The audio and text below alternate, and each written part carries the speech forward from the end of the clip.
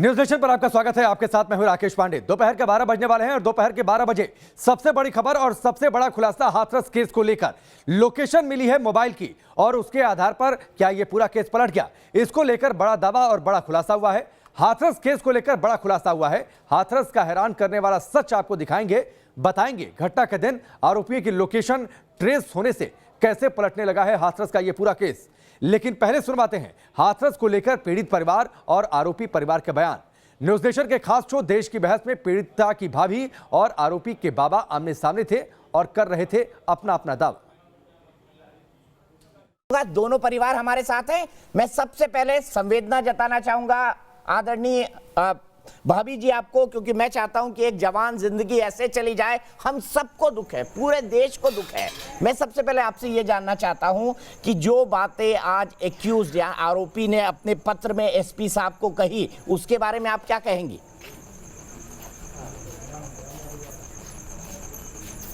सब गलत है, कोई भी बात सच नहीं है, जो भी है सब गलत है। ये जो टेलीफोन नंबर की बात आ रही है भाभी जी, उसके बारे में आप क्या कहेंगी कि 62 कॉल इधर से हुए, 42 कॉल इधर से हुए? वो जो फ़ोन नंबर है वो आपके मतलब पीड़िता के भाई के नाम पर है और वो उनकी भाभी के पास रहता था, ऐसा बताया जा रहा है। क्या ये एक सच्चाई है? क्या वो उस फ़ोन से एक्यूज से बात करती थी? हमारे घर में एक ही नहीं, हमारे घर में एक ही फ़ोन है जो हमेशा पापा के पास रहता था और घर में और कोई भी फ़ोन नहीं है। ये सब कुछ सोची समझी एक साजिश है और हम लोगों को गुमराह करने की कोशिश की जा रही है। आरोपी के बाबा मेरे साथ है, मैं चाहता हूँ एक संवाद हो जाए। आप क्या कहेंगे बाबा जी? आप बताइए मुझे। पीड़ित का परिवार कह रहा है कि कोई भी दोस्ती नहीं थी, संदीप कह रहा है कि दोस्ती थी, बातचीत होती थी। आपके पास क्या जानकारी है? आप बताइए, आपके परिवार का क्या पक्ष है? यहाँ कोई ऐसी कोई घटना घटी ना है, न कोई चीख भई, न कोई पुकार भई, न कोई लेना नबो, न कोई देना वो काऊ है, कोई बात कैसी मालूम ही ना है। माँ तो जे माँ बेटा बेटी जे ये माँ आस पास अपने लोग अपने घास पास काट कर और काट रहे।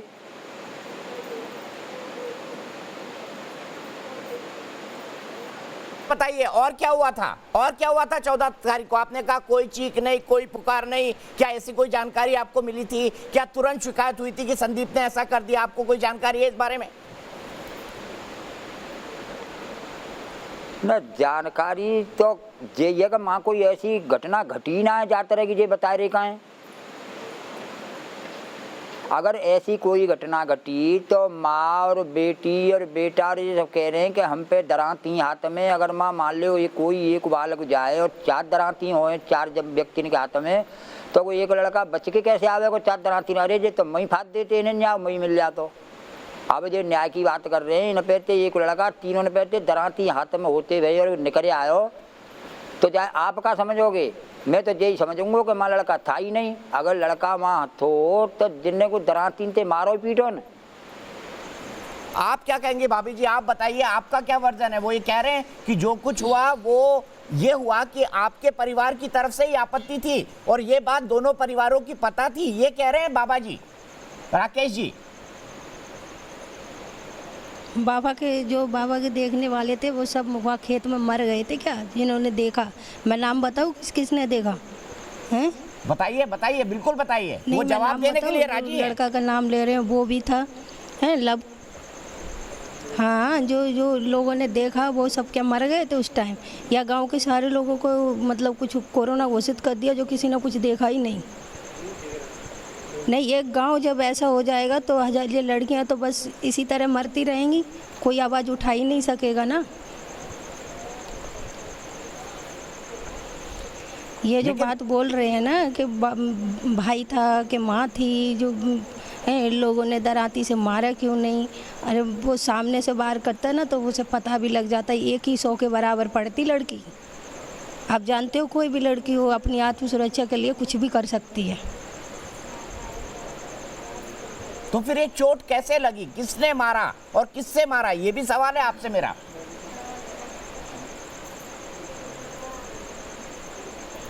जिन लोगों ने मारा अब तो वो अपनी मतलब कर रहे हैं ना, बचाव के लिए 100 उपाय खोज रहे हैं। साम दंड भेद जो भी बनेगा हम तुम्हें बचाएंगे, और पूरा सहयोग मिल रहा है लोगों को बचाने का। क्योंकि आज एक लड़की को इंसाफ नहीं मिला तो शायद ही इस देश में किसी लड़की को इंसाफ नहीं मिलेगा, जीने का अधिकार नहीं मिलेगा। लड़की नाम पे एक कलंक बन के रह जाएगी वो। मैं आपकी चिंता समझता हूँ, मैं आपका कंसर्न भी समझता हूँ, मैं आपकी भावनाएं भी समझता हूँ, बट जो एक्यूज के बाबा जी हैं, आरोपी के बाबा जी, वो ये कह रहे हैं कि दोनों परिवारों को इस बात की जानकारी थी। वो बाबा जी दोनों एक दूसरे को जानते हैं। नहीं, इस परिवार नहीं, मैं कुछ बोलना चाह रही हूँ। दोनों परिवारों को इस चीज़ की जानकारी थी, तो आपने क्यों नहीं रोका? आपके तो घर के बच्चे थे, आप समझाते हैं अपने बच्चों को।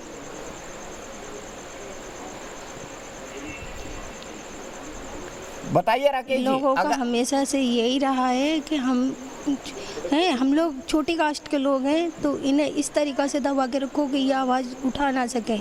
क्योंकि इतना बड़ा कांड होने के बावजूद भी किसी गांव के किसी भी सदस्य ने अगर बोल दिया होता मुँह से कि हाँ चलो इनके घर में ऐसा हुआ है, हम देख सकते हैं, या लड़की को देख के आते, तब ना इंसानियत नाम की चीज़ है ही नहीं।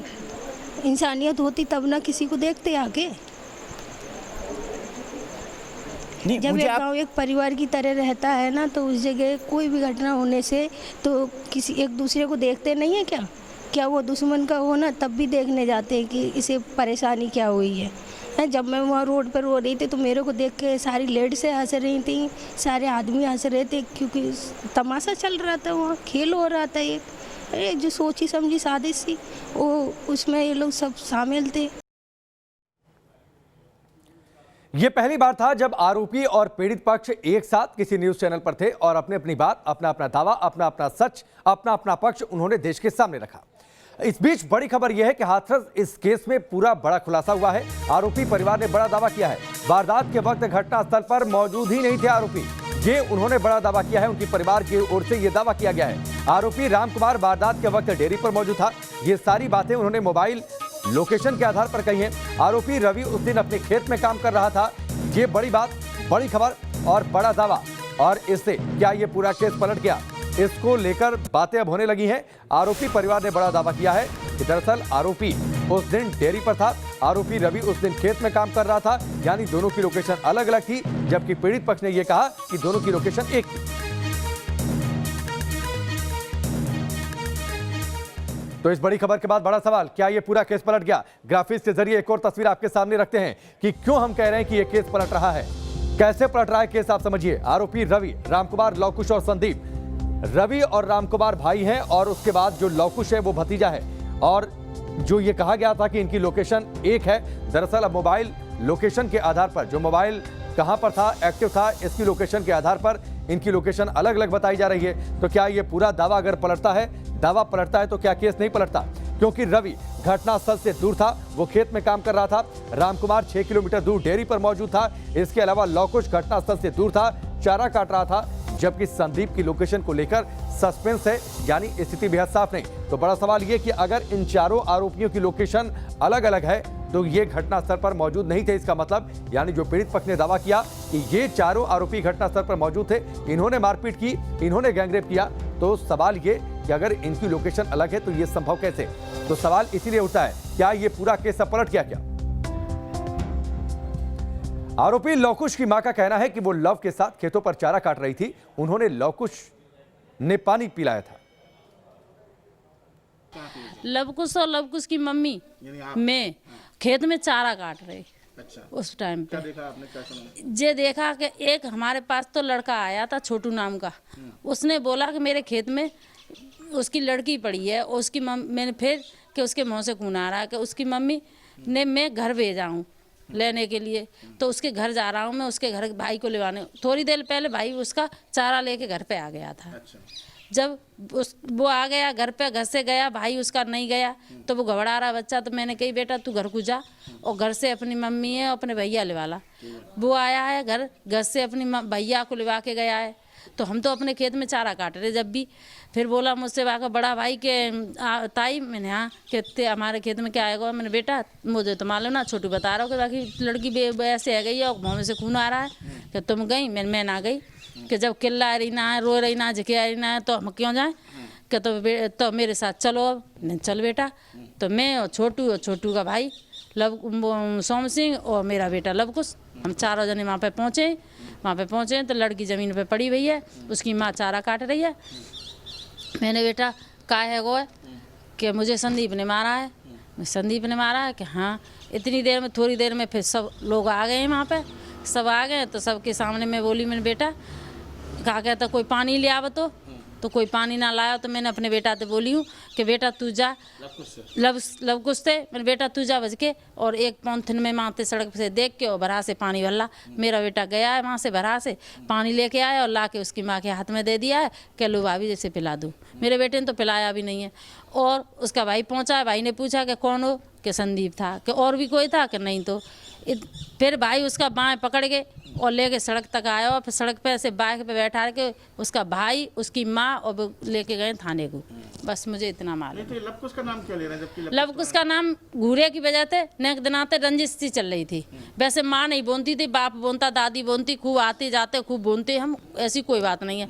जितो अब उन्हें मालूम होगी कि जो बचाने के लिए पानी पिलाया और मरते समय किसी को पानी भी पिलावे तो बहू को गुनाह एहसान मानता है, लेकिन उसने तो जन क्या कराया मेरे बेटे को।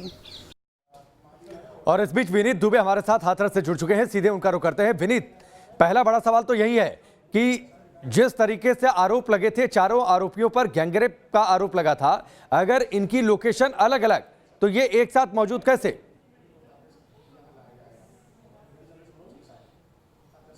बिल्कुल ठीक कह रहे हैं आप। जो आरोप लगा था वो इस समय अगर तथ्यों को देखा जाए तो वो बिल्कुल गलत है, क्योंकि चारों की लोकेशन मैं आपको क्रमवार बता देता हूं कि सबसे पहला आरोपी संदीप के बारे में जिसकी अभी तक कुछ ट्रेस नहीं हो रहा था, लेकिन जो पहला आरोपी संदीप है वो यहाँ पर, क्योंकि बिजली सुबह आती है 11 बजे के आसपास, वो सुबह 9 से 10 के बीच में गाय को यहाँ पर पानी पिला रहा था, ये बताया जा रहा है आरोपियों के पक्ष के द्वारा। दूसरे जो 3 आरोपी हैं जिनका नाम बाद में लिया गया, ये 3 आरोपी हैं लवकुश, रवि और रामकुमार। रामकुमार डेयरी पर काम करता है, जो सुबह 7 बजे जाता है और दिन में 12 बजे लौटता है और फिर शाम को दूसरी शिफ्ट करता है। जिस समय की वारदात है 9 बजे के आसपास की, उस समय रामकुमार डेयरी पर काम कर रहा था। पुलिस को उसकी अटेंडेंस रजिस्टर में अटेंडेंस में मिली है और वहाँ के लोग भी इस बात को बयान दे रहे हैं। वो रामकुमार वहाँ पर था। रवि जो था वो घर के बाहर खेतों पर मशीन जो उसकी लग रही है चारे की, वहाँ पर चारा काट रहा था अपनी माँ के साथ, अपने परिवार के साथ, वो भी यहाँ पर था। और लवकुश की माँ, जैसा कि अभी हमने बयान में दिखाया कि लवकुश की माँ पास के खेत में थी, वो चारा काट रही थी और उन्होंने जब सुना तो उसके बाद वो वहाँ पहुँची। यानी चारों की लोकेशन जो थी वो सब अलग अलग यहीं पर थी, लेकिन वो घटना स्थल पर मौजूद नहीं थे। ये बात सभी लोग जानते हैं और पूरा गाँव इस बात को कह रहा है। अब देखने वाली बात ये होगी कि इन्होंने आरोप लगाया है, पूरे मामले की यही वजह है और इसी वजह से SIT नहीं विनीत, फिर तो ये सवाल उठेगा कि पीड़ित पक्ष के दावे के मुताबिक अगर इनकी लोकेशन एक नहीं है, यानी ये उस घटना में शामिल नहीं है, फिर तो ये पूरी थ्योरी सवालों के कटघरे में, और फिर तो ये बात उठेगी कि हाथरस में जैसा बताया गया वैसा नहीं हुआ था। मैं आपके पास लौट कर आता हूं विनीत, आप हमारे साथ बने रहिए। आरोपी रवि की मां का दावा है कि घटना के दिन रवि घर पर मशीन पर चारा काट रहा था और उनका दूसरा बेटा रामकुमार सुबह 7 बजे ही डेयरी पर काम करने के लिए निकल गया था और डेयरी पर रामकुमार की मौजूदगी के सबूत भी पुलिस को मिले हैं। सुनिए। तब आपके साथ है, हमें सिर्फ आप ये बता दीजिए कि रवि उस दिन कहाँ थे? रवि आज चारा कुट रहा मशीन पे, इसी मशीन हाँ, और गाय पे प्यार फिर बाद में।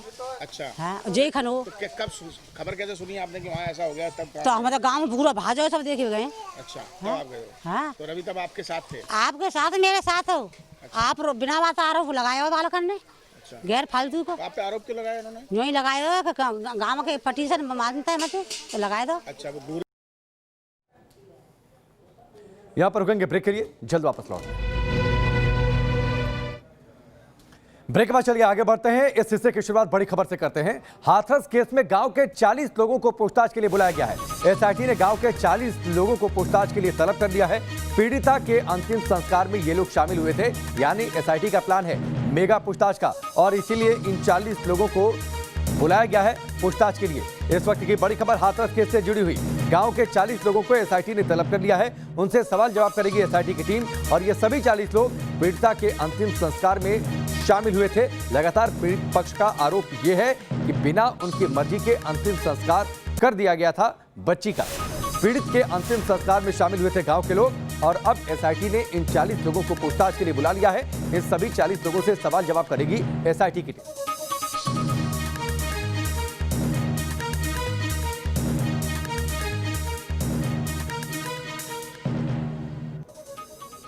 हाथरस का पीड़ित परिवार आज पुलिस सुरक्षा में घर से बाजार के लिए निकला। इस दौरान न्यूज नेशन संवाददाता विनीत दुबे ने पीड़िता की मां और भाई से बातचीत की। आइए देखते हैं विनीत दुबे की इस रिपोर्ट को। पीड़ित परिवार द्वारा लगातार सुरक्षा की बात कही जा रही थी। अभी हम आपको तस्वीर दिखाते हैं कि पीड़ित का परिवार इस समय बाजार कुछ खरीदारी के लिए जा रहा है और ये देखने को मिल रहा है कि पुलिस सुरक्षा में उनको ले जाया जा रहा है। यहाँ पर माँ भी हैं, उनके भाई भी हैं और पुलिसकर्मी अपने साथ इनको ले जा रहे हैं। महिला पुलिस भी है। सर, कहाँ ले जा रहे हैं इनको? अरे वे तो उनसे पूछो जहाँ वे जाना चाह रहे भाई, वहीं पर बैंक के लिए बता रहे, अभी बैंक से पैसा ला रहे निकल रहे। अच्छा, बाजार जा रहे हैं, बैंक से कुछ खरीद? हाँ, बैंक से पैसा ला रहे, अपना जो भी ला रहे होंगे निकलवा रहे। माता जी, कहाँ जा रही हैं आप? नहीं, चप्पा ही जा रहे हैं। अच्छा, किस लिए? कुछ लेने जा रहे हैं। अच्छा, बैंक वगैरह जा रहे हैं। तो ये देख सकते हैं आप, गाड़ी में है इस समय, माँ भी हैं और भाई भी हैं और पुलिस सुरक्षा के बीच इनको ले जाया जा रहा है और कह रहे हैं कि इनको कुछ पैसा निकालना है, बाजार से कुछ खरीदारी करनी है और यही वजह है कि इनको शहर की तरफ ले जाया जा रहा है। उसके बाद सुरक्षा को ध्यान में रखते हुए इनको वापस यहाँ लाया जाएगा।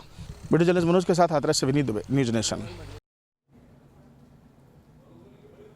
वक्त पर एक और ब्रेक का ब्रेक के उस पार देखिए क्रिश्चियन वर्सेस मुसलमान, बीच में दुर्गा स्थान।